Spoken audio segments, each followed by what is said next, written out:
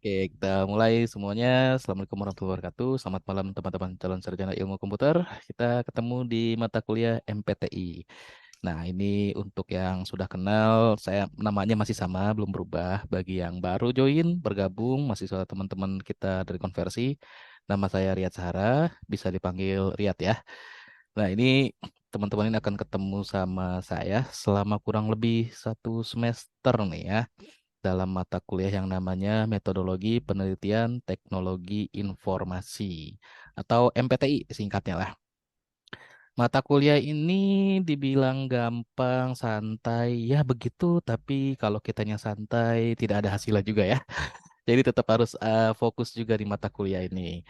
Nah, tapi mata kuliah ini sebenarnya tujuan utamanya ini teman-teman diharapkan siap untuk nanti tugas akhir di mana output perkuliahannya atau hasil akhir dari mata kuliah ini nih ya, itu teman-teman bukan hanya dapetin sebuah atau bisa menciptakan ide untuk penelitian di tugas akhir. Bahkan kalau bisa ya tugas akhirnya sudah selesai di mata kuliah ini. Itu ya, yaitu capaian maksimal yang ingin kita dapat atau harapkan ya. Gitu. Harapannya seperti itu. Ya minimumnya kalaupun meleset itu minimal teman-teman diharapkan nanti setelah selesai melewati perkuliahan di mata kuliah ini bisa dapat ide atau tahu caranya mencari ide penelitian untuk tugas akhirnya apa yang mau dikerjakan, terus gimana menuangkan ide tersebut. Jadi sebenarnya mata kuliah ini, oke, teman-teman kalau cek di LMS-nya itu setiap sesinya saya nggak pernah ngasih kuis tuh sama diskusi ya, karena memang tugasnya di luar itu untuk keaktifannya. Jadi untuk keaktifannya setiap hari ya, setiap sesi ya, teman-teman ini diminta untuk mulai banyak merenung, banyak berpikir tentang ide penelitian yang ingin dilakukan itu ya. Dengan cara seperti apa? Membaca, membaca penelitian-penelitian yang sudah pernah dilakukan gitu. Terus nanti mempersiapkan penelitiannya sama nanti menuangkan apa yang jadi ide penelitian dalam bentuk paper gitu. Mau itu nanti bentuknya proposal atau paper karya ilmiah, karya tulis penelitian bentuknya jurnal. Nah, seperti itu. Terus target maksimalnya tadi selain selesai tugas akhirnya, juga ada satu lagi. Kita bisa, eh, kita mengharapkan teman-teman ini berani mempublikasikan karya ilmiahnya, tapi karya ilmiah yang sudah benar-benar layak dipublikasikan dengan yang memang dibuat dengan sistematika penelitian yang nanti akan kita pelajari selama perkuliahan ini, sehingga teman-teman punya pengalaman untuk mempublikasikan hasil karyanya. Dalam bentuk apa? Dalam bentuk jurnal boleh, terus nanti kalau ada yang mau membuatkan kayak hak cipta sederhana gitu, hak kekayaan intelektual, paten-paten sederhana seperti itu nanti kita bantu juga. Itu ya. Terus untuk eh materi-materi yang akan kita pelajari ya kalau di LMS-nya itu kan ada RPS ya, rencana pembelajaran semester. Begitu teman-teman klik di bagian sesi pembelajaran di paling atasnya tuh ya, ada rencana pembelajaran semester yang berkasnya bisa di-download. Nah, itu teman-teman silahkan download. Terus nanti disitulah ada rencana pembelajaran semester kita tentang semua aktivitas perkuliahan yang akan kita lakukan selama kurang lebih 1 semester ini. Sambil saya cari juga deh, mana ya? Ini foldernya kebanyakan sampai lupa saya.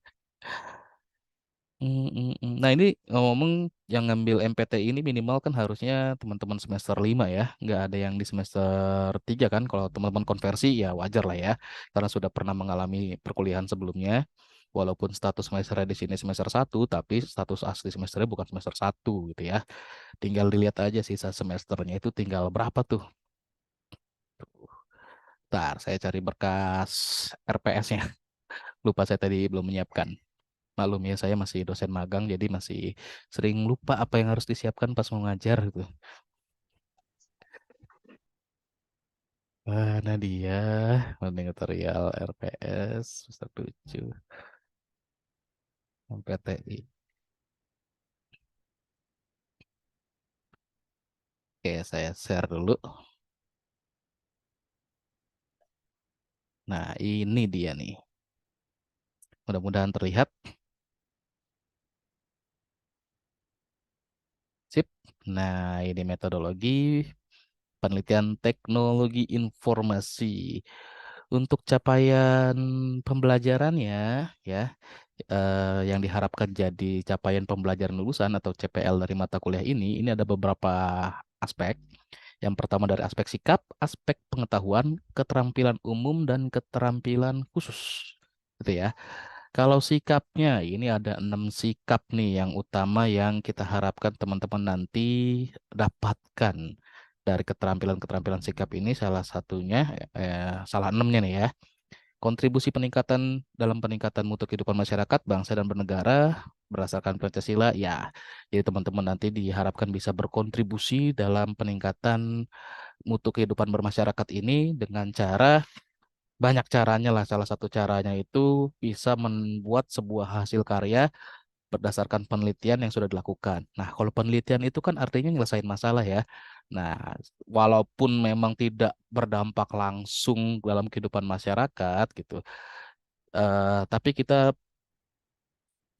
angan-angan atau rencananya aja ya. Kalaupun nanti hasil penelitiannya bisa diterapkan di kehidupan masyarakat, nah itu lebih baik lagi tuh. Itu udah top banget. Terus dapat bekerja sama dan memiliki kepekaan sosial, pedulian terhadap masyarakat dan lingkungan. Nah, dengan caranya tadi yang pertama itu. Terus karena ini nanti teman-teman juga diminta untuk bisa bekerja secara tim gitu ya. Teman-teman bisa menunjukkan sikap tanggung jawab atas pekerjaan di bidang keahliannya secara mandiri. Terus kalau misalkan nanti juga berdiskusi dengan timnya, itu saling bisa respect atau menghargai satu sama lainnya ya. Terus juga yang paling penting adalah menghargai temuan orisinal orang lain. Nah, di mata kuliah ini teman-teman nanti akan diberikan tips dan triknya gimana menghindari yang namanya plagiarisme ya atau duplikat. Sorry, ada iklan lewat. Nah, kayak waktu itu saya masih ingat banget nih ada pertanyaan dari Kang Rijal nih, Pak, yang namanya plagiat dan gimana-gimana, terus itu gimana sih, apa bentuknya seperti apa, terus nanti menghindarinya gimana, caranya seperti apa. Kita akan belajar lebih detail di sini nih ya. Terus ya mengintegrasikan nilai norma dan etika akademik sama yang terakhir adalah semangat kemandirian, kejuangan dan kewirausahaan. Kok ada kewirausahaannya di sini? Ya, dari penelitian yang bisa dilakukan, yang akan dilakukan nanti dan bisa dilakukan juga, itu juga kita mendorong teman-teman agar bisa menjadi seorang teknopreneur dengan seperti apa? Ya, minimum melakukan riset-riset terus mencari peluang-peluang kesempatan untuk mengembangkan usaha di bidang tertentu yang pasti berhubungan dengan bidang keilmuannya teman-teman semua nih ya. Kalau untuk aspek pembelajaran yang lainnya yang kita harapkan jadi capaian pembelajaran lulusan, ini ada di ranah topik atau kajian ilmu di dalam hal pengetahuan yang pasti kita mengharapkan semuanya memahami, menguasai konsep teoritis di bidang pengetahuan ilmu komputer atau informatika secara lebih spesifiknya. Terus juga nanti bisa memformulasikan penyelesaian-penyelesaian masalah secara prosedural gitu ya. Kalau ini semester 1, semester 2 kita sudah pernah melewati yang namanya mata kuliah yang membahas atau isinya tentang mempertajam logika dan algoritma gitu ya. Logik kita berpikir itu, terus langkah algoritma itu yang langkah-langkah sistematis buat menyelesaikan masalahnya. Di sini harusnya lebih advance lagi.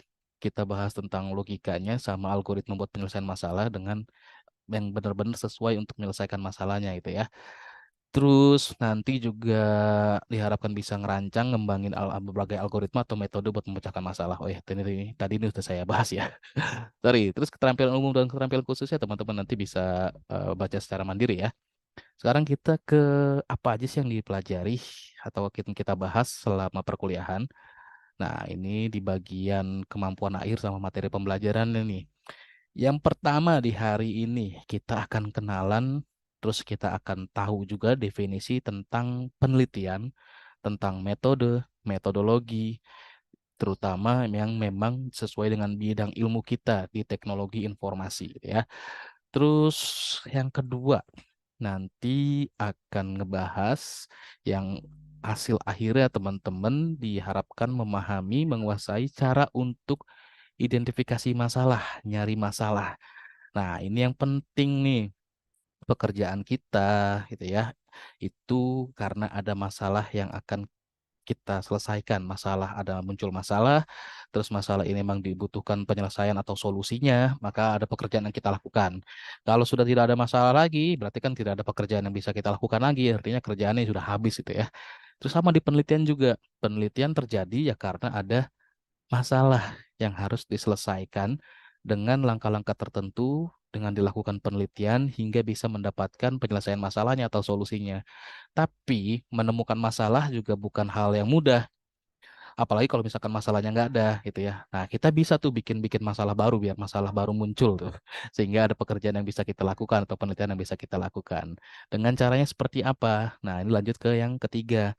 Dengan mengadakan yang namanya studi literatur atau literatur review. Kita analisa, kita review, atau kita telaah penelitian-penelitian atau pekerjaan-pekerjaan terdahulu yang pernah dilakukan, kita cari celahnya buat menemukan masalahnya sehingga menimbulkan atau memunculkan masalah baru. Nah, nomor 4 ini yang kita gunakan untuk menghindari yang namanya plagiarisme atau kita dibilang nyontek atau kopas ya, kopas yang secara apa ya, kopasnya frontal gitu, tidak ada editing atau tidak ada mereferensikan. Kita akan belajar yang namanya gaya sitasi. Jadi mereferensikan hasil karya orang lain, hasil pemikiran orang lain atau apapun yang memang sumber utamanya itu dari orang lain gitu. Dan kita mau pergunakan sumber-sumber itu dalam penelitian kita atau apa yang nanti akan kita lakukan, tapi kita juga menghindari yang namanya duplikat atau plagiarism dan meningkatkan poin apa ya sitasi dari orang yang hasil karyanya sudah dipublikasikan. Nah, kita selain ambil sumbernya, tapi kita membantu menaikkan poinnya si peneliti awalnya gitu ya. Itu di gaya sitasi. Lanjut ke jenis-jenis penelitian. Penelitian yang dilakukan berhubungan dengan teknis pelaksanaan sama metodologinya, dan lanjut ke etika penelitian, cara meneliti yang baik gimana, terus konsep etika dalam penelitian itu seperti apa, nanti akan kita bahas di situ. Ketujuh, ini di desain penelitian atau metodologi penelitian. Artinya nanti teman-teman akan menggabungkan banyak metode yang dilakukan dalam menjalankan penelitian sehingga menjadi sebuah metodologi penelitian. Terus nanti di next sessionnya lebih fokus ke dalam penelitian teknologi informasi, jenis-jenis dan contoh-contoh penelitian teknologi informasi yang bisa dilakukan. Ke next, pengolahan data. Sampai dengan nanti, pengolahan data ini juga ada metodenya ya. Makanya sorry, tadi muncul ada yang namanya metodologi. Karena dalam penelitian itu, teman-teman itu banyak melakukan tahapan-tahapan untuk sebuah kegiatan tertentu. Misalkan dalam mengolah data atau mendapatkan datanya aja itu ada metodenya. Terus nanti untuk ya tadi mendapatkan data ada metodenya, ngolah data juga ada metodenya, sampai dengan menyebarkan data juga ada metodenya. Makanya nanti ada yang namanya metodologi. Metodologi itu adalah sekumpulan atau gabungan metode-metode yang dikerjakan sama teman-teman semuanya tuh. Oke, terus 11 itu sistematika proposal penelitian. Nah, yang ini bisa digunakan untuk pengajuan tugas akhir nanti. Karena di pengajuan tugas akhir nanti, teman-teman mengajukan tugas akhir itu harus menyertakan proposal penelitian tugas akhirnya. Gitu ya. Nanti teman-teman bisa cek minta spill-spill sedikit sama teman-teman yang sudah mengajukan TA tuh. Lanjut ke 12, isi proposal penelitian itu seperti apa? Ada poin-poin atau bagian-bagian apa yang harus dituliskan dalam proposal penelitian dan gimana mengisinya atau menuangkan ide-ide di dalam bagian-bagian tersebutnya. Sampai dengan nanti ke-13, laporan hasil penelitian, terus disusun dan dipresentasikan di terakhir. Nah, ini adalah rencana pembelajaran semester kita dalam mata kuliah MPTI ini nih. MPTI ini salah satu mata kuliah yang bisa membuat teman-teman selesai perkuliahannya. Jadi diharapkan bisa optimal dalam menyerap materinya dan benar-benar juga optimal menjalankan apa yang menjadi tugas di dalam mata kuliah ini. Jadi kalau yang mau TA-nya lulus, di sini nih tempatnya nih, karena nanti akan banyak apa ya, tips-tips atau spoiler-spoiler dari tugas akhir yang nanti akan teman-teman jalankan. Ada yang mau tanyakan dulu sebelum lanjut? Silahkan.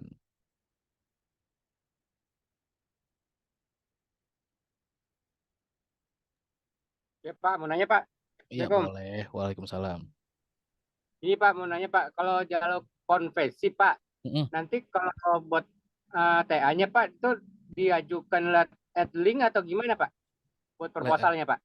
Ya, proposalnya itu nanti diajukan di sistem akademik tuh. Nanti teman-teman kan kalau dari segi mahasiswa saya agak lupa susunan menunya. Ada salah satu menu yang namanya itu menu tugas akhir, di mana di menu tugas akhir itu nanti teman-teman submit proposal di situ. Jadi abis ambil KRS-nya untuk tugas akhir, nah proposalnya disubmit lewat menu itu. Baru nanti akan terdata di bagian akademik sehingga nanti bagian akademik ngegenerate yang namanya satu fungsi lagi atau submenu lagi untuk konsultasi via si akadnya di situ. Jadi biar terikut hasil konsultasi, hasil diskusi, hasil pembimbingan antara mahasiswa dengan dosen pembimbing tugas akhirnya. Itu. Itu Mas Rinaldi. Oh iya, Jadi makasih Pak ya pengajuannya sebelumnya. lewat sistemnya. Ya, oke. Thank you. Pak, untuk nanti dosen pembimbing itu di Hmm? kalau untuk dosen pembimbing Pak, Hmm? nanti bakal ditunjuk otomatis apa kita pilih sendiri Pak? Untuk dosen pembimbing tugas akhir itu nanti akan ditentukan oleh koordinator tugas akhir berdasarkan bidang keilmuan penelitian tugas akhir yang teman-teman ajukan. Misalkan data science, itu ya yang berhubungan dengan data science. Contohnya, dosen-dosennya itu yang bidang keilmuannya di situ adalah Pak Catur, sama Bucian, terus ada Pak Syahid itu ya. Pak Catur, Bucian, dan Pak Syahid. Nah, terus ada lagi kalau misalkan data science-nya lebih ke spesifik ke pengolahan citra, nanti ada Pak Hiwani, gitu ya. Terus kalau misalkan ke arah jaringan atau network spesialis, nanti ada Pak Amros, ada Pak Ucuk, ada Bu Heni gitu ya, kaprodi kita. Nah, terus ada lagi kalau misalkan ke yang software engineering, nah itu saya doang gitu ya. Nah, itu jadi dosen pembimbing tugas akhirnya itu akan ditentukan oleh koordinator tugas akhir sesuai dengan bidang penelitian yang teman-teman nanti ajukan sebagai tugas akhirnya. Itu. Oke? Oke Pak, terima kasih Pak sebelumnya Pak. Ya. Ada lagi silakan yang mau nanya. Pak mau nanya, Hmm, kan waktu kemarin dengar kalau mulai semester 5 udah bisa ajuin judul TA. Nah bisa. itu berarti ajuinnya ke DPA kah? Betul. Jadi kalau belum mengeklik tugas akhirnya, tapi sudah mau mengerjakan tugas akhir, konsultasinya itu dimulai dengan berkonsultasi dengan pembimbing akademiknya. Misalkan punya ide apa, terus ide tersebut didukung dengan studi literatur atau literatur review yang sudah dilakukan. Nah, terus dapat lagi kayak sketsa sederhana, nggak usah bikin proposal dulu, cuma kayak sketsa sederhana tentang apa yang nanti akan dilakukan untuk tugas akhirnya, konsultasilah dengan si pembimbing akademik yang sekarang nih, DPA itu. Nah, kalau misalkan pembimbing akademiknya, oh boleh nih masuk nih ke skema tugas akhirnya, ya itu bisa dilanjutkan gitu ya. Nah, tugas akhir kita ini, sorry ya, sebelum lanjut, ini kita jenisnya bukan skripsi lagi yang bikin laporan tebal-tebal itu. Tidak. Jadi tugas akhir di Unsia ini itu ngikutin skema MBKM dari Dikti. Di skema MBKM dari Dikti itu kan ada 8 aktivitas ya, 8 aktivitas MBKM. Sebentar, saya agak lupa 8 aktivitas MBKM. Kayaknya sudah pernah di-share di ini ya, waktu kita acara ngobras tuh. Jadi untuk tugas akhir itu teman-teman bisa di salah satu program MBKM itu untuk dijadikan laporan tugas akhirnya. Kayak misalkan magang sertifikat, cuma infonya magang sertifikat ini masih dikaji lagi. Studi independen juga sama. Nah, yang bisa itu kayak misalkan yang udah pasti ya, riset atau penelitian, proyek kemanusiaan, membangun desa atau KKN tematik, terus sama Indonesian International Student Mobility Award, jadi dapat penghargaan startup internasional. Itu yang kayak magang bersertifikat, studi independen, kampus mengajar, pertukaran mahasiswa merdeka, itu masih dikaji lagi oleh pihak apa ya penyusun kurikulum di Unsia dari BAA sama dari semua prodi gitu. Tapi kalau yang pasti tadi itu ada riset atau penelitian satu, yang kedua proyek kemanusiaan, yang ketiga membangun desa atau KKN tematik, terus yang keempat itu Indonesia International Student Mobility Award atau IISMA gitu ya. Atau gampangnya kalau misalkan dapat penghargaan sebagai mahasiswa tapi tarafnya adalah internasional. Gitu. Misalkan perlombaan internasional dapat juara 1, 2, 3-nya, itu bisa langsung jadi tugas akhir tuh. Nah, tapi ya dari semua aktivitas itu yang dari 8 tadi disebutkan, semuanya ujung-ujungnya memang harus teman-teman itu menyediakan atau membuatkan laporannya. Kayak misalkan membangun desa atau KKN gitu ya, atau ada proyek kemanusiaan. Nah, teman-teman itu bikin laporan kegiatan yang sudah dilakukan dalam program kegiatan tersebut dan nanti harus dipublikasikan juga karena memang kalau sekarang persyaratan dari beberapa kampus yang kita ngikutin dari CSN Dikti itu harus ada publikasi karyanya, minimal memang dipublikasikan di repositori kampus tapi dalam bentuk karya ilmiah. Nah, jadi kan kampus sekarang sudah mempunyai 2 jurnal yang bisa menampung hasil karya publikasi mahasiswa bisa di situ tuh. Tapi kalau teman-teman bisa kayak publikasikan ke jurnal-jurnal yang lebih baik, itu kan nanti akan meng-up nilainya. Contohnya kalau nggak salah, kalau misalkan mahasiswa punya hasil penelitiannya untuk tugas akhir, terus dipublikasikan ke jurnal internasional bereputasi, itu udah langsung A dan tanpa ngelewatin sidang.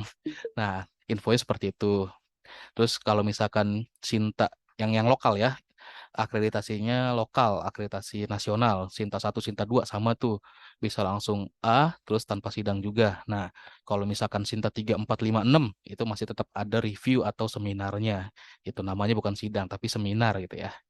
Kalau sidang kita nggak memberikan nama sidang lagi. Kenapa? Karena kalau teman-teman jalurnya sekarang yang semuanya publikasi, artinya kan pada saat publikasi itu direview oleh reviewer. Jadi sudah sebenarnya disidangkan secara tidak langsung. Nah, jadinya di kita ini sekarang semua bentuknya adalah diseminarkan atau dideseminasikan, hanya dilaporkan atau dipresentasikan aja hasil kegiatannya. Lebih mudah sebenarnya jadi mahasiswa sekarang tuh ya. Apalagi nanti kalau misalkan keluar lagi yang peraturan terbaru tuh, jurnal-jurnal yang kayak ada leveling atau tingkatannya kayak gitu, yang bereputasi atau akreditasi itu dihilangkan semua. Terus syarat-syarat buat lulusan S1, S2, S3 tidak harus dengan jurnal yang tadi reputasi Scopus atau lain-lainnya. Nah, itu lebih gampang lagi. Publikasi kemanapun jadi beres tuh. Atau tidak dijadikan syarat utama kelulusan. Gitu. Ada lagi yang mau tanyakan? Oh ya Pak, di Siakat TA-nya itu kapan? Mulai semester 5 udah bisa dipencet kah? Belum. Oke, menu tugas akhir itu tidak bisa langsung muncul. Nanti di-generate sama bagian akademik setelah teman-teman klik tugas akhirnya, ya. Terus submit proposalnya. Proposal yang disetujuin, baru nanti si menu itu atau fungsi itu akan di-generate sama si BAA. Dan teman-teman nanti akan ada aksesnya ke situ. Nah, kalau belum di-generate sama BAA-nya, ya belum ada aksesnya. Belum ada tampilan apapun lah gitu kan. Terus kayak misalkan mau mengajukan proposal gitu juga kayaknya juga di situ belum tampil menunya ya. Kalau mau mengajukan proposal tapi TA-nya belum diklik gitu ya. Ada lagi yang mau tanyakan? Silahkan. Oke, terima kasih Pak. Oh, nggak ada. Materi kita hari ini nih gampang-gampang aja. Nggak terlalu berat-berat. Tadi sudah banyak yang saya sampaikan sambil ngobrol-ngobrol atau sambil saya menyampaikan beberapa informasi itu materi kita di hari ini gitu ya. Kalau teman-teman sudah baca modul untuk pertemuan 1 atau sesi ke-1 ini, itu modulnya isinya tentang definisi dan metode, di mana dijelaskan di situ penelitian bidang ilkom atau ilmu komputer di bidang teknologi informasi atau sistem informasi. Penelitian ini adalah hal yang penting yang harus dilakukan untuk apa? Ini kita mau ada keberlangsungan perkembangan dari ilmu pengetahuan itu sendiri, gitu ya. Yang kita tahu ilmu komputer ini kan dinamis, perkembangannya cepat banget, hitungannya nggak tahu lagi per menit atau per detik gitu, sehingga kan banyak eh, apa ya, banyak bidang-bidang atau banyak pembaharuan atau tren-tren yang mungkin kita tertinggal karena kita tidak mengakses atau membaca atau tidak mendapatkan informasi itu. Nah, dengan penelitian ini diharapkan teman-teman mengejar ketertinggalan itu kalau memang tertinggal dan bisa apa ya, melakukan review atau ya sederhananya review lah, review tentang tren-tren yang baru di bidang penelitian atau perkembangan ilmu komputer, dilakukan sedikit penelitian atau penelitian sederhana sehingga bisa kayak ada pembaharuan atau mengulas atau mereview algoritma atau mengecek kecocokan suatu metode atau suatu produk teknologi terhadap suatu masalah untuk menyelesaikan masalahnya apakah cocok atau tidak. Kayak gitu ya. Tujuan utama dari apa penelitian yang dilakukan dan itu yang dibahas di dalam pertemuan sesi satu ini. Ada yang bertanyakan sebelum kita masuk materinya? Oke, sekarang saya tanyakan ke teman-teman semuanya. Di antara yang di sini hadir dalam sesi sinkron, adakah yang sudah punya ide penelitian? Mungkin Kang Rizal nih udah punya nih, yang banyak proyeknya. Kalau kalau Hah? Mas Menteri itu kan bilang ini ya Pak, Mm, sekarang skripsi tidak harus itu bisa pakai project apa nanti di Unsia juga begitu Pak. bisa pakai apa? Sorry. Project. Iya, betul. Kayak tadi Oh, tuh proyeknya, tapi skemanya coba diakses yang 8 skema MBKM. Tadi kan ada beberapa yang saya sebutkan tuh jenis proyeknya ya. Bisa kayak gitu. kalau project saya sudah ada beberapa ide sih dan Mm-mm, dia juga udah dicicil dikerjakan gitu. mm-mm, betul. Ini juga. Project-project contohnya tadi kan ada berapa ya? Ada skema yang namanya project kemanusiaan ya.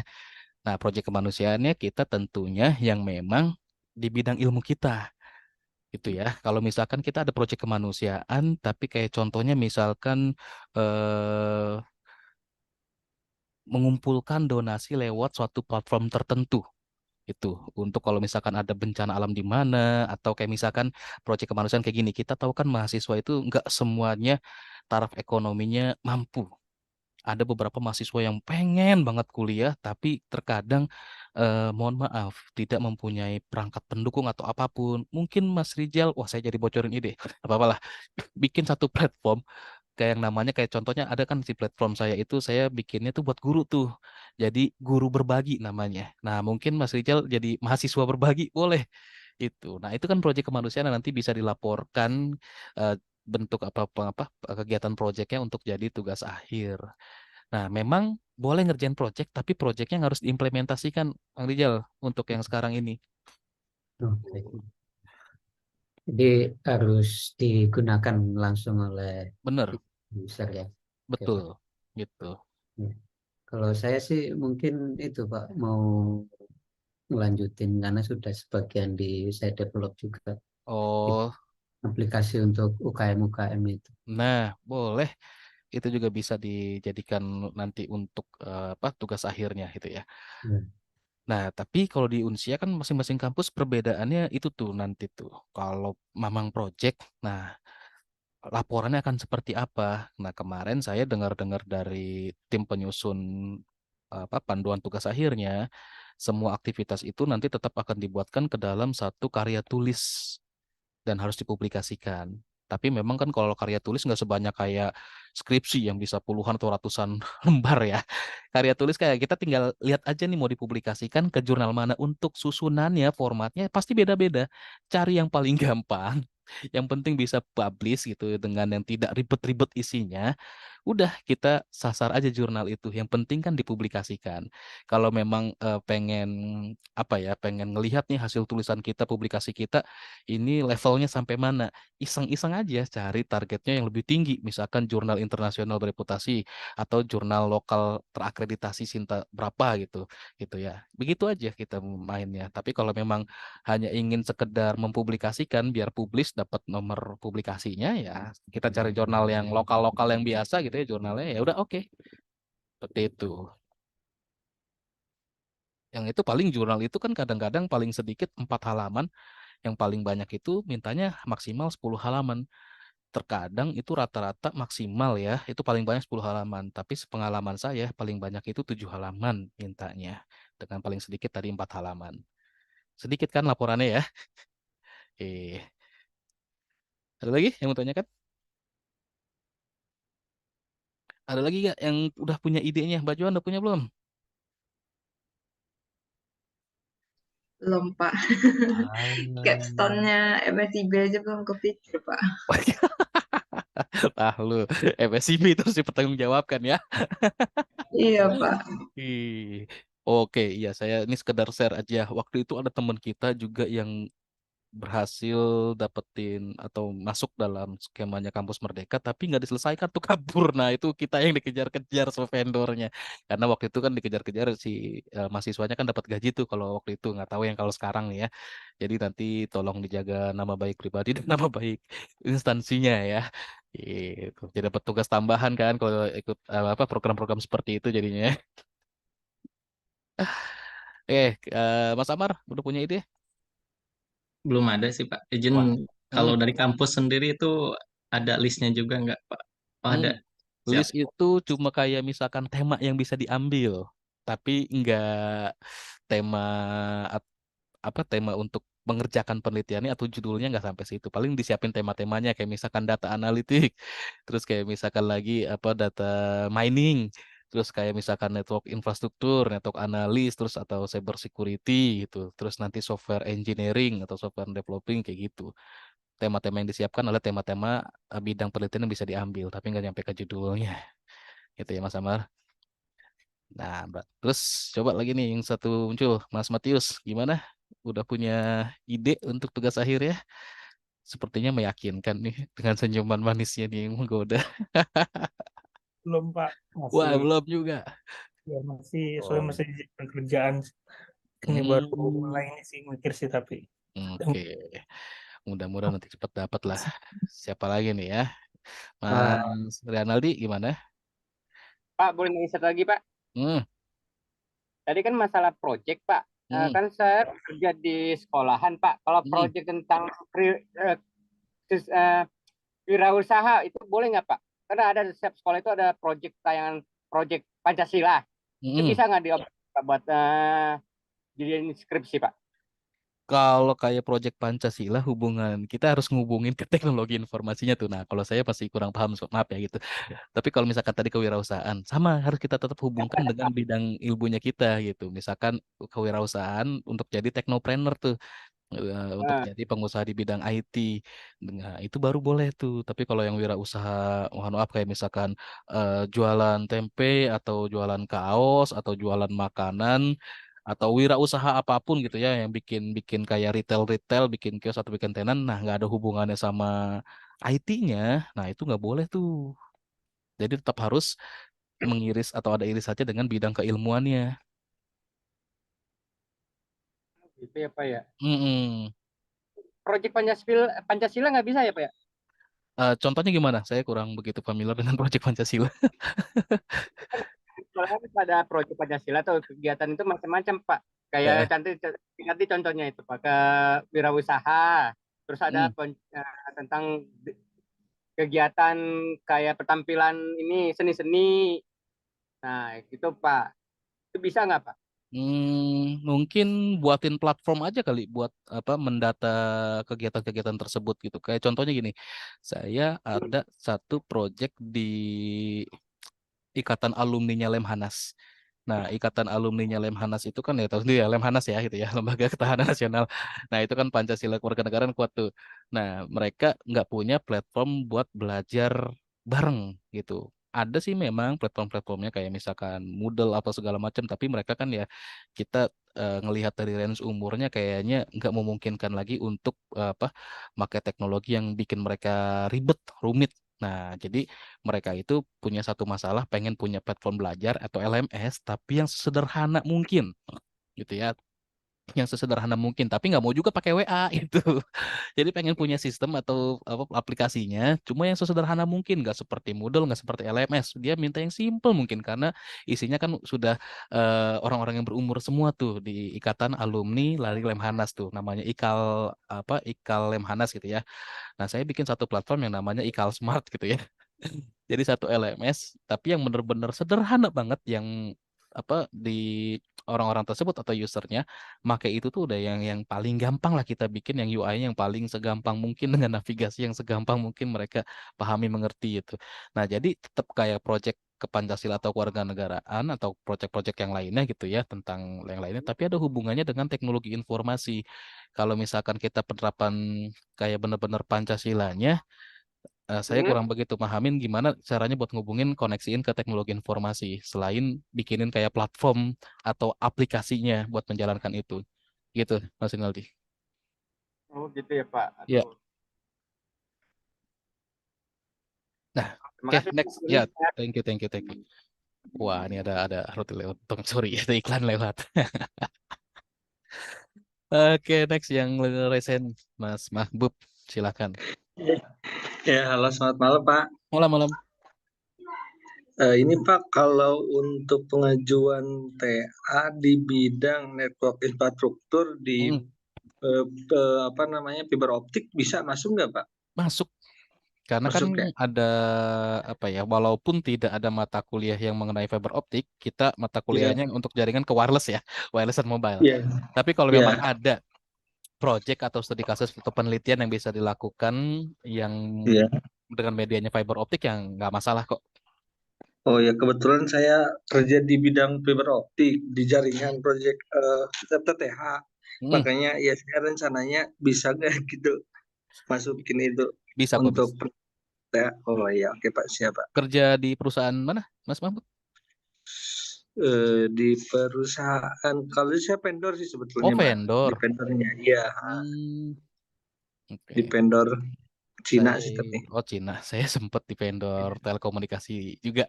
Bukan di Oh vendor iya. sih, kalau saya di perusahaannya namanya Sentra Tama, mungkin kenal kali. Oh iya iya iya, saya Ya, kenal. Globnet, Fastnet itu ya, Saya Fasttel. di Fiber Home Pak. Oh ya, oke. Dulu saya Hmm. terakhir 2019 aktif di telekomunikasi. Sekarang udah nggak lagi. Sekarang Oh iya Pak. menikmati masa tua ya Mbak Juan ya. Kayak gini-gini aja nih sharing-sharing. Oke siap Pak, terima kasih Pak. Ya, thank you. So tua sekali saya. Astaga. Oke, ada lagi yang mau tanyakan? Silakan. Ya, Pak, lihat Ah, misalkan hmm. dari yang akan kita angkat di skripsi, kita mulai kerjakan waktu kerja praktek, bisa nggak ya? Oh, bisa.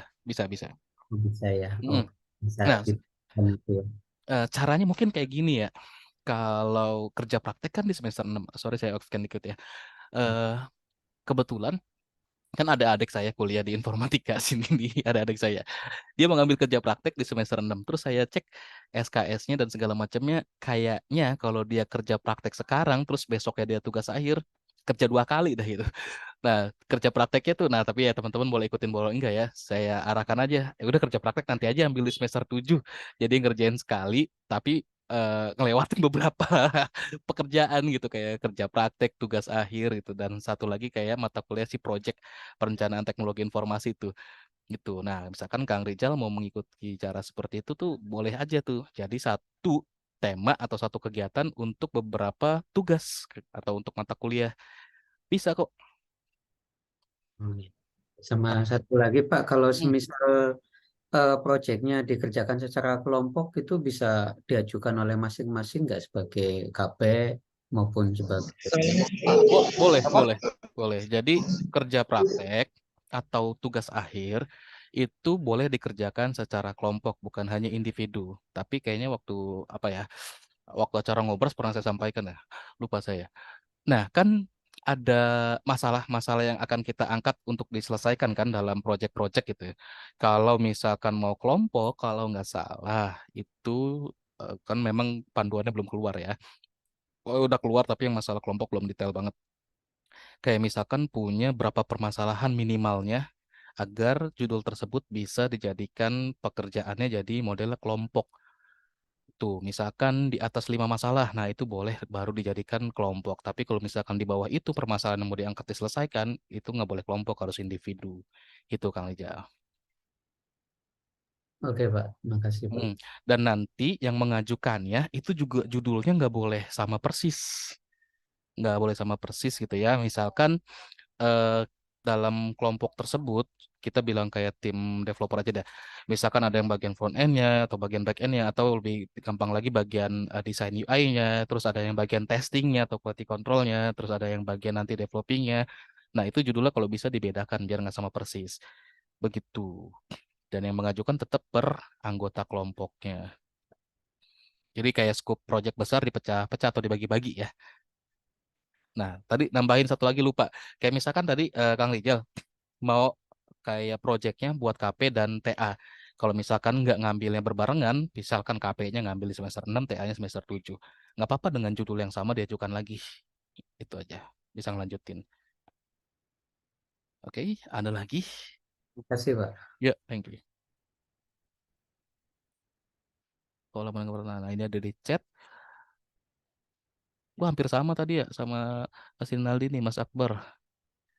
Project pelajar Pancasila, tema suara demokrasi melakukan pemilihan ketua dan wakil OSIS dengan cara online. Jadi setiap pemilih hanya melakukan scan barcode di setiap session. Bisa, bisa. Jadi yang kayak gini tadi contohnya nih Mas Rinaldi. Jadi kayak ada project pelajar Pancasila. Nah ini mau bikinin sebuah platform untuk pemilihan pemilu atau pemilihan apapun gitu lah ya. Yang itu nanti akan dilakukan secara online dengan model tertentu. Nah, sebenarnya software engineering atau kalau misalkan mau developing software buat informatika jadi tema tugas akhirnya boleh, tapi biar nggak sama banget kayak sistem informasi dan tetap memenuhi visinya informatika, maka software developingnya atau software developernya ya, bagian software engineering ini tema-temanya mau ngedevelop aplikasi harus ada sedikit irisannya dengan data science. Contohnya apa? Misalkan model pengolahan datanya, ngambil beberapa algoritma yang ada di data science. Gampangnya gini lah, kayak ada analisis tambahan aja. Mau itu nanti prediksi atau rekomendasi. Nah, itu aja yang dimasukin. Misalkan pada saat penyaringan penyaringan calon-calon ketua atau calon-calon kandidat yang nanti akan dijadikan ketua gitu. Ada model rekomendasi atau ada model analisis selanjutannya lagi untuk meriksa datanya berdasarkan riwayat atau data-data apapun yang nanti diinputkan. Begitu Mas Akbar. Oke, ada yang mau tanyakan lagi? Silakan.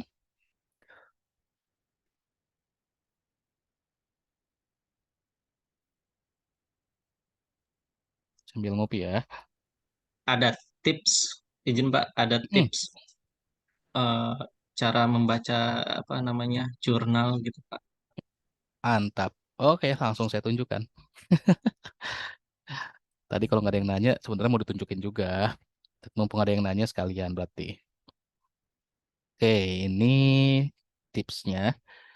Jadi ini tuh sekaligus tips untuk yang belum punya ide, gitu ya. Yang belum punya ide biar dapat ide untuk penelitiannya. Contoh Mas Amar, bukan judul ya, kita nggak ngomongin judul. Kira-kira Mas Amar pengen ngapain nih di tugas akhir nanti? Mau buat apa? Masih Atau bingung saya Pak. yang nggak sampai spesifik, misalkan pengen data mining, atau pengen kayak software engineering, atau kayak mau misalkan di jaringan-jaringan gitu. Hmm, paling software engineering. Software engineering, mau develop aplikasi kan ya. Siap. Google Scholar, kita ke Google Scholar. Oke, kita ke Google Scholar. Terus kita masukin tadi tuh tema kita, rancang bangun aplikasi gitu ya. Nah, ini contohnya temanya masih luas banget nih, belum tahu lagi mau pengen develop aplikasi apa gitu. Kita baru ketikan gini aja. Nah, ini kan banyak penelitian-penelitian yang sudah pernah dikerjakan sebelumnya oleh peneliti-peneliti gitu ya. Kita ngelihat di sini hasilnya ada 76 hasil nih. Kita lihat di yang pertama ini rancang bangun sistem HRIS, Human Resource Information System berbasis web. Terus ada lagi arsitektur modular album foto digital. Terus ada lagi pengontrol jarak jauh mesin induk. Nah, kira-kira dan lain-lainnya nih ya. Kira-kira nih dari judul-judul ini, judul-judul penelitian atau publikasi hasil penelitian, Mas Amar pengen yang mana nih? Atau ada contoh lagi nih, SIG, Sistem Informasi Geografis,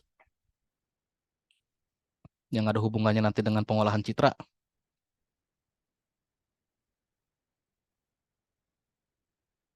Kira-kira mau yang mana? Contoh, satu aja pilih lah. Mungkin yang human research kali ya. Oke, human resource gitu ya. Tadi human resource mana Yang saya lihat, tapi saya paling lupa atas, lagi Pak. malah. Oh iya ini di Ah, atas ya. siap. Ini rancang bangun lagi, rancang bangun. Rancang bangun gitu. Oke lah, rancang bangun aplikasi HRIS. Kita udah punya lagi nih. Rancang bangun aplikasi HRIS. Nah, ini udah banyak nih. Misalkan rancang bangun Human Resource Information System pakai model MVC, pakai metode MVC, model View Controller. Terus ini HRIS sebagai aplikasi penilaian kinerja karyawan. Terus ada lagi hanya kayak HRIS yang berbasiskan web aja. Terus ini HRIS pakai framework Laravel, web based juga. Nah, ini nih ya yang paling bagus nih. Kita contohnya nih. Metode alphabetical and chronology berbasis web. Terus nah di bawah-bawahnya ada lagi.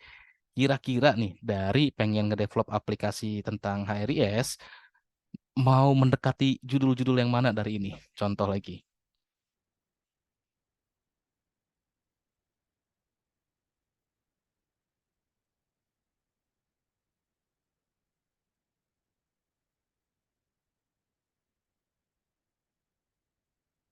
Ayo pilih yang mana.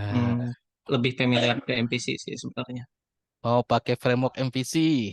Ya,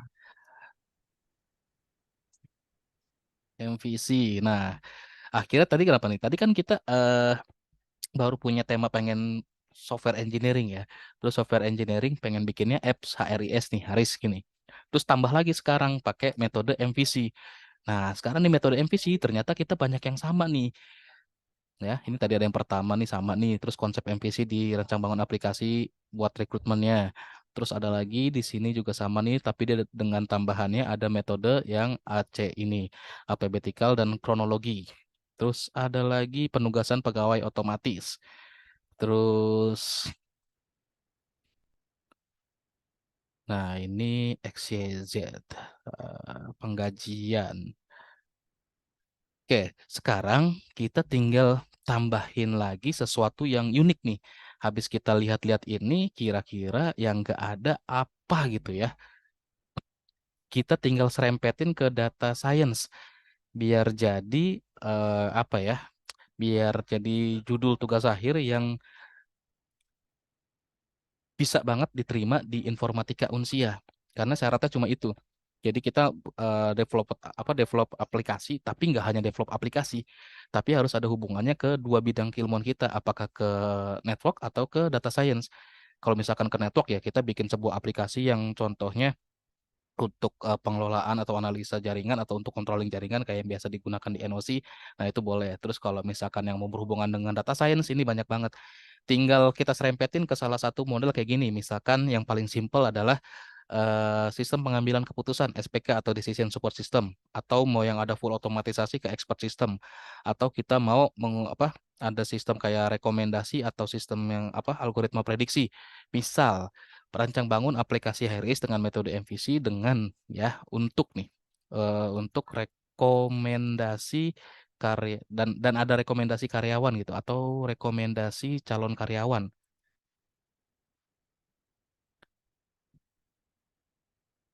Nah, nih ya, jadinya banyak. Nah, udah ini nih kayak begini, ini seenggaknya kita sudah kayak punya judul tugas akhir, udah bukan tema lagi. Tadi temanya adalah di software engineering. Judulnya ini bisa kita jadikan judulnya.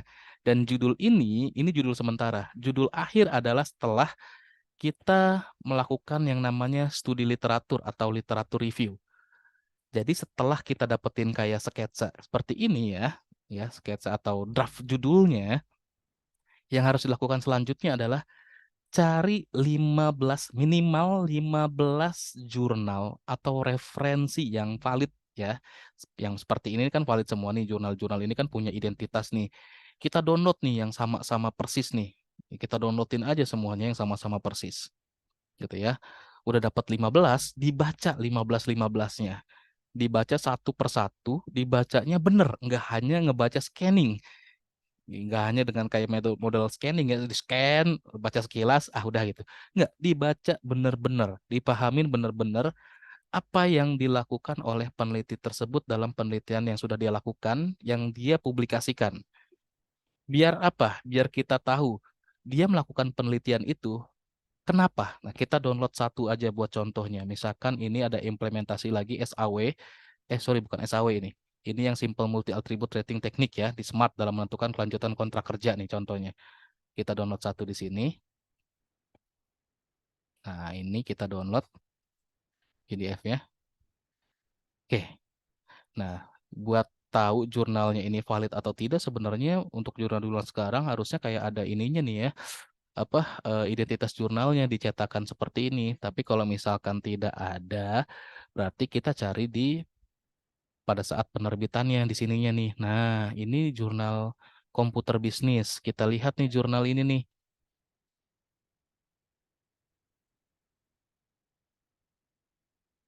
Kita lihat jurnal ini, contoh di berandanya.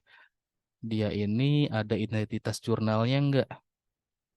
Kan ngomongnya ini ke indeks Google Scholar. Oke, tapi ISSN-nya, oh ini belum ada. Nah, ini jangan dipakai ya. Jangan dipakai. Kita cari yang lain berarti. Nah, tapi ini nggak apa-apa. PDF-nya kita simpan dulu. Ini mungkin jurnalnya sih nggak baru-baru banget, tapi belum punya dapat ISBN. Berarti harusnya belum dapat kelayakan buat publikasi gitu ya.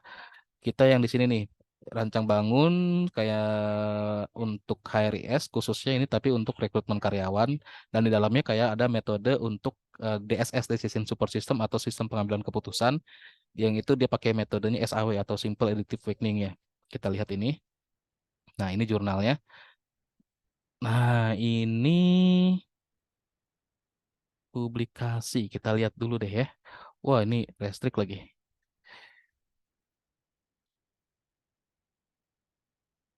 Nah, ini tugas akhir. Laporan tugas akhir itu sebenarnya nggak boleh kita jadikan referensi ya. Skip lagi, skip. Harusnya sih di publikasi aslinya. Oke, kita cari lagi jurnalnya. Ini juga repositori nih. Ini kayaknya skripsi juga.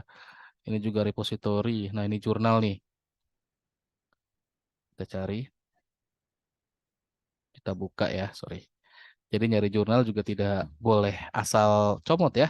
Kayak misalkan tadi yang ini ternyata jurnalnya belum memiliki ISBN gitu, nomor serial untuk publishnya, artinya jurnalnya belum didaftarkan resmi ke LIPI, lembaga penelitian kita gitu. Nah, kalau misalkan ini kan kelihatan nih ada PISSN, ada ISSN-nya, berarti jurnalnya ini sudah layak untuk menerima atau untuk mempublikasikan karya-karya ilmiah. Apalagi ada DUI-nya atau indeks DUI-nya ini. Ini di naungan organisasi yang memang menangani indeksasi untuk indexing untuk publikasi, dan dia ternyata terakreditasi Sinta 5, jadi bereputasi nasional. Yang artinya ini jurnal yang publikasikan, proses reviewnya nggak asal review, itu ya. Agak ketat juga kalau yang jurnal-jurnal kayak gini. Nah, ini kita sudah dapat. Kita lihat PDF-nya. Ini bisa kita jadikan satu nih. Ini bisa kita jadikan satu referensi, tinggal cari referensi yang lainnya lagi. Oke. Nah, kita baca hasil publikasinya.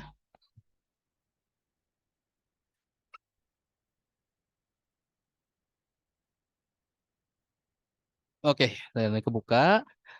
Nah, cara bacanya, ini sama cover-covernya juga sekalian ya ke download. Oke, langsung isinya mana? Nah, ini isinya nih ya. Yang pertama kita perhatikan atau kita baca sebelum kita baca secara keseluruhan, yang kita baca di awal, pahami abstraknya. Karena abstrak ini seperti sinopsis kalau di buku ya. Jadi kayak intisari atau simpulan sederhana singkat dari keseluruhan karya tulis yang ada di situ. Nah, kita bisa sebentar loh. Pause dulu, pause.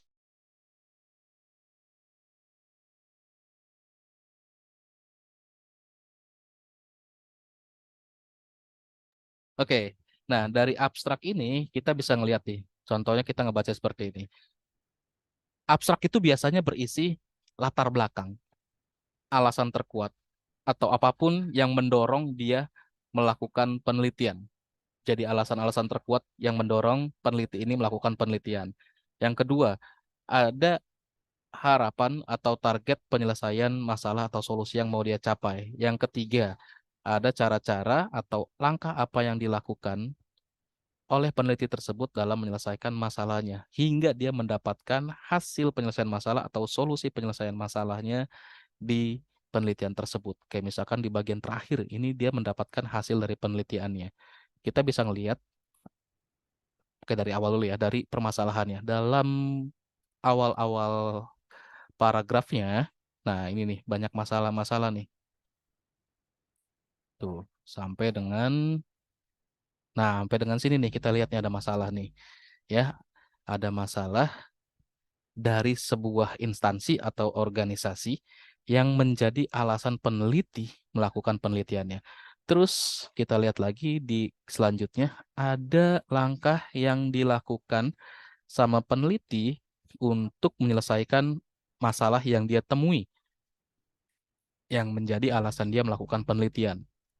Yang ketiga, ada hasil yang dia capai atau solusi yang dia dapatkan untuk menyelesaikan masalah berdasarkan penelitian yang sudah dilakukan. Oke, dibaca abstraknya, baru baca isinya dengan detail ya dan dimengerti. Terus dibaca gitu ya. Saya nggak baca satu-satu ya, hanya secara keseluruhan. Dia tuliskan semua laporan atau kegiatan penelitiannya dari mulai pendahuluan, teori terkait, terus hasil dan pembahasan sampai dengan dia dapetin kesimpulan dari penelitian yang dia lakukan. Nah, terus kita bisa ngeliat juga daftar pustaka yang dia cantumkan di sini.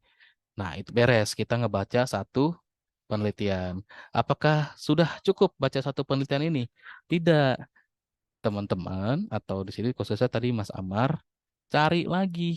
Ini kan baru satu. Cari lagi berarti 14 publikasi atau penelitian yang sudah sebarluaskan lewat publikasi ini ya, lewat bentuknya jurnal yang hampir mirip dengan penelitian yang akan dilakukan nanti. Nah, setelah dapat 15 tadi, terus sudah dibaca, filter lagi. Jadi benar-benar punya 5 literasi atau referensi yang benar-benar lagi mirip, mendekati banget dengan penelitian yang akan dilakukan, yang 5 referensi atau hasil penelitian tersebut akan menjadi referensi utama dalam membuat atau melakukan penelitian dan nanti membuat hasil karya publikasinya. Gitu, Mas Amar. Nah, Baik, Bapak. Siap. setelah tadi dapat lagi 5, baru bikinin yang namanya studi literatur atau literatur review yang nanti di pertemuan berikutnya kita akan bahas bareng-bareng dan nanti akan kita langsung simulasikan. Nah, dari 5 penelitian yang tadi benar-benar terkait yang mirip yang kita jadikan referensi utama, kita nanti akan mencari celah, mencari sedikit kayak kelemahan dari penelitian sebelumnya atau apa yang belum dikerjakan yang itu nanti jadi masalah buat kita angkat. Nah, jadi ini salah satu cara yang kalau misalkan teman-teman belum dapetin ide atau sama sekali ngeblank mau ngapain nanti untuk tugas akhirnya. Coba step-step yang tadi yang saya sebutkan gitu. Sampai situ aja dulu sampai menentukan tema, terus spesifikin lagi temanya sampai dapat satu draft judul. Carilah di Google Scholar hasil-hasil publikasi penelitian yang sudah pernah dilakukan orang-orang sebelumnya. Cari minimal 15. Dari 15 itu setelah di-review atau dibaca ya, ditentukan lagi 5 yang benar-benar mirip banget dengan nanti yang rencana yang akan kita lakukan untuk penelitian. Terus nanti 5 tersebut kita bikinin yang namanya studi literatur atau literatur review yang dengan model atau metode tertentu biar bisa dijadikan gini loh. Nah, pada saat nanti misalkan di seminar atau di segala macam atau misalkan publikasinya sudah dilakukan publikasi hasil penelitian kita. Kadang kan suka ada banyak pertanyaan. Bedanya penelitian yang Anda lakukan dengan penelitian terdahulu itu apa? Kita bisa bilang A, kita bisa bilang B, kita bisa bilang C, tapi buktinya di mana?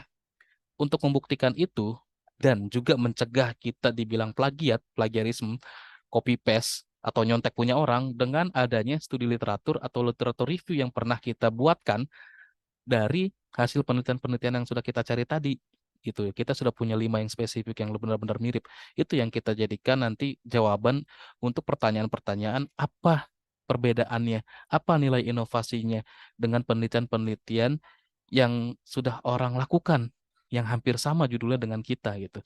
Karena kita zaman sekarang ini susah nyari yang benar-benar original, yang benar-benar belum pernah dilakukan sama siapapun. Kita udah punya judul yang kita kira keren nih, kita searching di Google Scholar, nongol, muncul dia, kok udah pernah ada. Nah, kalau yang seperti itu jangan down, terus aja lanjut aja, kita malah cek, kita review penelitian yang udah pernah orang-orang lakukan, yang judulnya sama atau mirip dengan kita, tapi nanti kita cari celahnya, ada inovasi yang bisa kita tawarkan, ada pengembangan yang bisa kita lakukan di situ agar bisa membedakan dengan yang lainnya, gitu ya. Oke, ada lagi yang mau ditanyakan? Ini Mas Asbi Saya nih. Pak Hadir. Oh, Mas Afe, boleh Mas Afe duluan. Ya, mohon maaf ya Pak. Mm-mm. Lagi di luar barangkali berisik. Iya, nggak apa-apa. Nah, ya mohon maaf juga tadi masuknya terlambat. Nah, Mm-mm. di dalam di literatur itu kan tadi mengambil beberapa jurnal. Mm-mm. Ya, nah jurnal yang kita kutip itu apakah cukup dari hanya Google Scholar saja atau biasanya kan di jurnal ada yang namanya SINTA, standar jurnal. Kita 1, 2 sampai sekian itu apa harus masuk ke SINTA atau cuma di Google Scholar cukup? Atau biasanya di kampus beda aturan juga gitu Pak? Betul. Nah, Makasih Pak. Oke, kayak tadi contohnya kita nemu jurnal yang ternyata dia adalah jurnal yang punya reputasi atau akreditasi SINTA 5. Nah, memang tadi saya arahkan ke Google Scholar karena Google Scholar ini kan ngindeksnya ke semuanya, ke SINTA, ke Garuda gitu. Kalau misalkan kita mau buka SINTA gitu ya, contoh kita buka SINTA kemdikbud.go.id. Nah, ini kita bisa cari, kalau ini sih nggak terlalu enak ya nyarinya itu ya, karena kita nggak bisa searching kayak misalkan ini nih, rancang bangun aplikasi HRIS contohnya. Tuh, nggak ketemu di sini. Dia itu lebih ke kita cari jurnalnya. Baru kita bisa ngelihat isi-isi jurnalnya. Misalkan informatika. Nah, ke sini baru ya hanya terbatas di tempat dia aja, kita bisa ngelihat-lihat judul-judul publikasi-publikasi penelitian tuh. Kalau di Google Scholar kan kita bisa lebih luas lagi pencariannya dan dia mengindeks sampai dengan ke SINTA. Contoh ada satu lagi portal yang bisa kita cari untuk ini contoh, ini profil saya di Garuda nih. Untuk nyari jurnal ya di websitenya Garuda. Kalau SINTA ini tadi kan memang web resminya dari pemerintah atau Kemdikbud ya untuk peringkat dosen ataupun peringkat jurnal gitu ya. Nah, nih buku IPR ini hak cipta. Terus ada Scopus juga dan ada, kalau nggak salah di sini harusnya ada Arjuna atau apa gitu ya. Namanya memang aneh-aneh ya.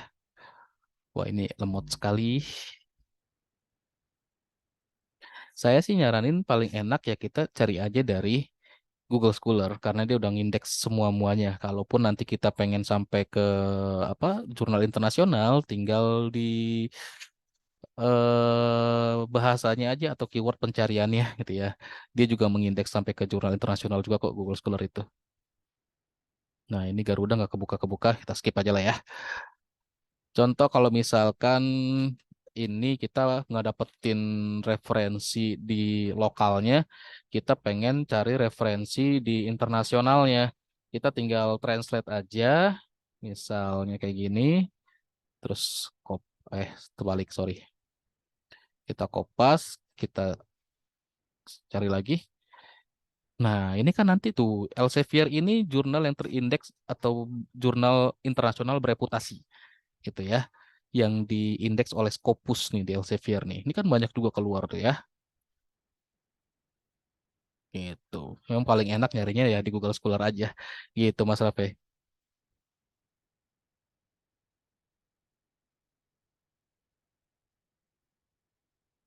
Nah, terus untuk sitasi, memang bisa sitasi langsung dari Google Scholar.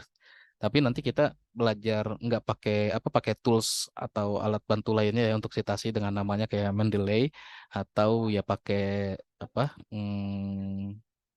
reference manager di Word di MS Word. Kalau dari Google Scholar, kalau misalkan kita mau citasi, kita kutip ini formatnya hanya ada MLA, APA sama ISO. Sedangkan kita nanti formatnya adalah IEEE atau IEEE. Itu adalah format untuk citasi untuk bidang-bidang engineer ya. Kalau APA ini untuk bidang psikologi. Itu. Oke, ada lagi yang mau tanyakan? Silakan. Mas Asbi, gimana Mas Asbi? Oh ya Pak, Hmm. eh saya ada project sih, tapi nggak tahu sih ini bisa dibilang mungkin masih kecil atau bagaimana. Cuman apa dia kayak saya bikin semacam machine learning Hmm. buat apa semacam sistem rekomendasi dari data Spotify Pak. Hmm. Jadi kayak misalkan nih kayak saya ngasih rankingnya gitu, terus sama kasih genre, nanti dia ngasih penyanyinya gitu Pak. Tapi saya Hmm. ngambil data itu pun juga awalnya tuh langsung dari raw data yang dimana saya pakai API-nya Spotify gitu. Terus ya udah dari API Spotify saya langsung ambil aja, terus ya udah dapat datanya, masukin ke machine learning-nya dengan reklasifikasi, pakai decision tree tambah lagi random forest. Habis itu langsung di-run pakai aplikasi namanya Dash Pak untuk ngerit apa namanya sistemnya Pak. Jadi langsung jadi deh gitu ngeran dia. Nah, terus yang paling ini sih yang dimermasalahin sih pas hostingnya Pak. Saya nggak tahu mau hosting kemana. Soalnya kan saya pakai Scikit-learn untuk Pak. Itu sebesar 300 MB Pak untuk package Scikit-learn ini. Sedangkan saya biasanya hosting di Vercel. Vercel maksimum 50 MB doang Pak. Jadi kalau waktu mau running jadi agak bingung gitu Pak. Jadi kalau mau saya kayak harus run, habis itu saya hapus codingannya, terus saya kirim. Malah jadi kayak codingan udah jadi, tapi kayak gimana gitu kalau ada update terbaru kan nggak enak juga Pak. Jadi saya kayak pengen continuous update gitu, bukan kayak setiap bulan saya update gitu kan agak pain in the ass gitu loh Pak rasanya. Hmm. Terus permasalahannya ini sebenarnya bingung di server atau bingung di penelitiannya nih? Iya sih penelitiannya gitu yang masih bingung sih bener Pak. Kayak penelitian saya bingung kayak mau diapain. Ah, Tapi udah ada projectnya udah ada gitu. Cuma kayak hmm. nah ini nggak tahu mau diapainnya tuh nggak tahu Pak gitu Nah, loh. makanya biar bisa tahu mau ngapa-ngapain ya. Tadi lakukan langkah-langkah yang saya paparkan tadi ya. Lakukan studi literatur atau literatur review. Itu saya juga pernah ngelakuin yang musik genre classification itu dengan algoritmanya Naive Bayes. Saya agak lupa sih udah lama banget 2016 itu. Terus hostingnya itu kalau nggak salah dulu saya nggak pakai share hosting, pakainya VPS. Hmm, Tuh dia, karena memang beberapa share hosting itu apa ya, ada nggak support teknologi tertentu. Jadi mau nggak mau dulu kita nyewa VPS ya setahun sih. Kalau misalkan dulu kan jarang ada yang per bulan, kalau sekarang kayaknya mungkin banyak yang per bulan. Nah kalau kayak gitu-gitu coba tanya Kang Rijal tuh, Kang Rijal banyak referensinya tuh, gitu ya. oke Tenang aja, Pak. kalau misalkan eh, pertanyaannya belum tahu mau ngapain, belum tahu nanti mau ngelakuin apa, ya dilakukan langkah-langkah literatur review atau minimal gini lah, teman-teman sekarang semuanya, berarti ini tugas saya yang pertama nih, semuanya ini mulai memikirkan apa yang mau dibuat atau dikerjakan untuk tugas akhir nanti. Itu aja dulu. Misalkan punya tema apa, terus nanti punya draft judul apa, dan sudah mulai cari-cari referensi lewat source manapun atau lewat channel manapun. Mau yang lari dari Google Scholar boleh, terus mau yang dari tadi website Cinta boleh, ada yang dari web Garuda juga boleh. Pokoknya dari channel manapun, yang penting teman-teman mulai baca-baca publikasi untuk apa publikasi hasil penelitian untuk bisa memperkaya, menambah pengalaman meneliti. Minimal teman-teman bisa membayangkan atau dapat informasi penelitian yang dilakukan di teknologi informasi itu seperti apa. Nah, untuk yang kenapa kok ini kita kayaknya ujung-ujungnya bikin publikasi jurnal atau segala macam ya? Enggak. Ini untuk yang lain yang nanti mau pakai jalur project atau segala macam pun, ya memang kan nanti pembuktian menyelesaikan tugas akhirnya lewat publikasi, tetap harus dipublikasikan, harus bikin laporan dan publikasinya gitu. Tapi kan mungkin nggak terlalu ribet atau nggak terlalu rumit ya, nggak seperti kayak bikin laporan skripsi yang tebel, yang banyak aturan yang sebenarnya nggak penting juga gitu. Nah, mulai lakukan hal-hal tersebut ya gitu. Nah, terus kalau misalkan tadi contoh kayak Mas Hasbi, coba cari di IJCTT jurnal ini.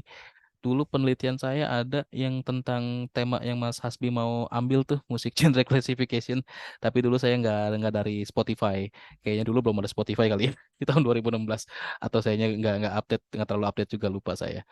Coba cari aja di sini. Ini ada tentang penelitian saya tentang musik genre classification. Terus kalau misalkan di jurnal pun ini juga apa di Google Scholar juga banyak gitu ya.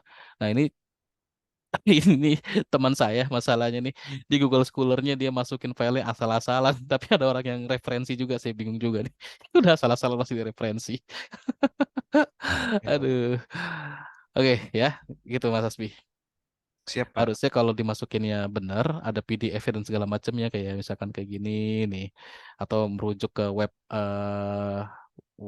publishernya, tapi ini teman saya yang masukin, kayaknya asal masukinnya. Aduh. Oke Pak. Terima kasih banyak Pak. Oke, yang lain ada yang mau tanyakan, silakan. Pak, mau nanya Pak. Ya, boleh. Soal data Pak, kan saya kan kalau jurnal dari apa kalau bikin tugas akhir dari nol itu kayaknya berat ya sama Mm, kesibukan. Nah, saya tuh udah kerja mm, sebagai software engineer gitu. mm, Cuman ini data-data perusahaan gitu loh Pak. mm. Itu kerja harian gitu. Iya, iya. Itu gimana cara ngakalinnya atau gimana ya Pak ya? Bisa disensor. Bisa disensor bisa ya? Boleh ya itu Pak? Bisa, boleh. Karena nggak semua harus dipublikasikan. Nggak apa, bikin publikasi itu. Memang ya ini ada syarat yang tadi atau ada triks yang belum saya bilang ke teman-teman ya.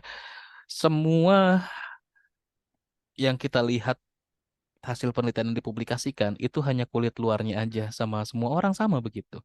Termasuk saya pun kalau publikasi karya ilmiah saya nggak pernah sampai ke dalaman-dalaman atau teknis detailnya yang membocorkan rahasia yang saya membocorkan rahasia dari rahasia penelitian yang saya lakukan gitu. Semua sama, itu semua cuma kulit-kulit luarnya aja, kayak data-data sensitif itu biasanya nggak pernah ditampilkan, apalagi data-data internal kayak misalkan perusahaan atau instansi tertentu nggak ditampilkan. Hanya kita bilang misal gitu kita melakukan penelitian, contoh analisa kredit analisa pemberian atau rekomendasi pemberian kredit di PT apa gitu, kan nggak mungkin data nasabahnya atau data yang mengajukan kredit kita munculkan, tidak gitu, tapi yang kita tunjukkan adalah hasil-hasil analisa dari analisa data tersebut gitu sih Mas Asaf. Boleh kita sensor kalau misalkan mau kita tampilkan, itu aja. Oh, tapi jadi gini Pak, kayak ini kan real ya.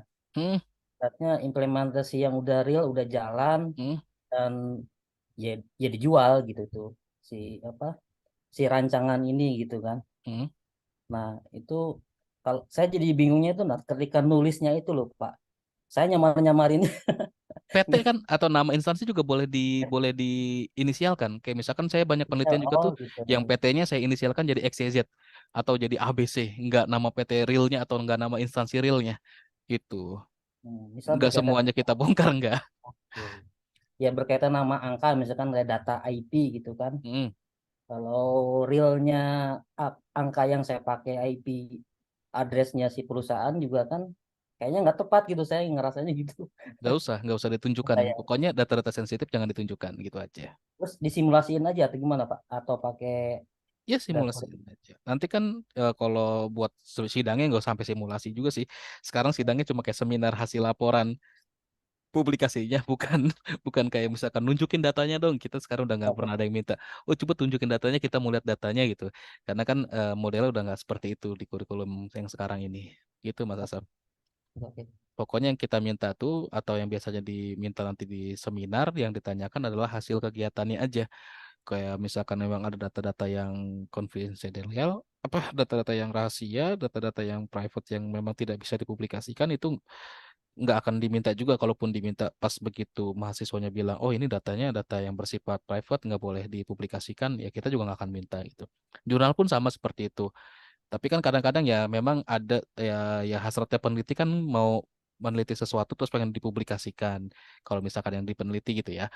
Nah, tapi dia melakukan penelitian yang data-datanya ini bersifatnya sensitif, private, nggak boleh dipublikasikan. Dia pengen publikasikan, caranya gimana? Ya dia sensor atau misalkan dia tidak tampilkan data-data yang seperti itu gitu. Kayak misal contoh ada penelitian saya juga yang tentang sniffing di salah satu perusahaan. Apa ya lagi itu perusahaannya saya lupa tuh. Nah, itu saya sensor semua. Jadi saya capture, saya tampilkan hasil bukti sniffingnya, tapi ya semuanya saya sensor gitu. Nah, itu nggak apa-apa, masih bisa masih bisa publish juga. Tapi ada maksudnya ada goalnya apa nih Pak? Maksudnya bisa kasih clue nggak? Kenapa? Sorry. Kalau kan disamarkan nih, terus Mm-mm. sebenarnya goalnya apa sih? Maksudnya goalnya berarti yang penting tahu konsep atau apa kayak gitu-gitu Pak? Atau Iya, ya kita bisa tahu konsep dan membuktikan konsep atau teori itu aja. oke oke Mm-mm. oke, makasih Pak. Ya, oke, thank you. Ada lagi yang bertanyakan sebelum kita akhiri karena sudah mau jam 9 ternyata nggak berasa. Aman ya. Nah, oke. Kalau untuk materinya itu di materi pertemuan satu itu saya kira sudah cukup jelas untuk materi pertemuan pertamanya tentang menjelaskan definisi dan metode. Teman-teman nanti di situ bisa tahu tentang metodologi dan metode itu seperti apa. Awalnya tentang penelitian itu apa sih, terus metodologi sama metode itu apa. Tadi juga sempat saya jelaskan. Terus kalau misalkan kita bicara metode ilmiah, nah itu juga sama ada penjelasannya. Terus nanti ada lagi dijelaskan kayak metodologi pengembangan sistem informasi. Nah, yang ini yang mau software engineering tuh. Yang di modul itu dijelaskan beberapa atau disebutkan beberapa kayak misalkan yang struktur desain, RAD, Rapid Application Development, sama yang Agile Development. Nah, itu teman-teman nanti bisa baca secara mandiri. Terus wah, boleh juga cari sumber yang lainnya kalau misalkan pengen explore lebih jauh lagi karena memang itu yang kita harapkan dari model belajar student centered learning ini ya. Jadi fokus belajarnya itu yang dijadikan titik pusat pembelajaran adalah teman-teman. Teman-teman harus explore lagi, harus cari referensi-referensi yang lainnya, tidak puas dengan referensi atau tidak puas dengan materi yang sudah disampaikan hanya dari satu sumber, terus explore untuk materi lainnya kayak gitu. Tugasnya jangan lupa ya, berarti per hari ini sudah mulai dipikirkan apa yang mau dikerjakan, apa yang mau dibuat untuk tugas akhir nanti. Jadi nanti ini tugasnya berkesinambungan nih, pertemuan satu ngapain, dua ngapain, tiga ngapain, tapi saya nanti mintanya di akhir, nggak setiap tugas gitu ya. Ini tugas yang secara lisan tidak tertulis diberikan gitu ya. Oke, ada pertanyaan lagi nggak?